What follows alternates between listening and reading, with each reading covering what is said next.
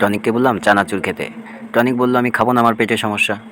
তারপর সে বলল যেটা সেটা হলো, সে বলল আমাকে মিষ্টি খাওয়াবে।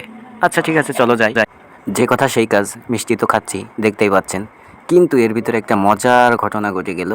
সে মিষ্টি খেতে, সে মিষ্টি কেনার আগে মানুষ দরদাম করে, সে দরদাম না করে সে যেটা করলো, সে করলো কি, মিষ্টি কদিন আগে বানানো, মিষ্টিতে রং বা ভেজাল আছে কিনা সেটা তার মুখ থেকেই শুনি।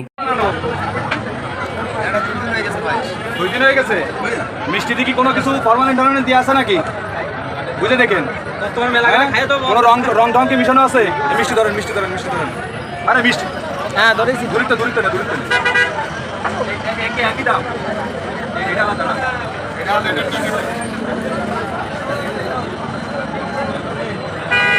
এটা ভয় করে রে ভাই, তো খাইয়ে দেয় যে কি আছে দেখি। মিষ্টি তুমি না করতে জানা বলছ না, রঙের কোনো কাজ না কোনো রং না, মিষ্টি খায় না। সাদা খান, সাদা খান, সুন্দর লাগে সাদা খান। এই ভিডিও নিস, ভিডিও নিস।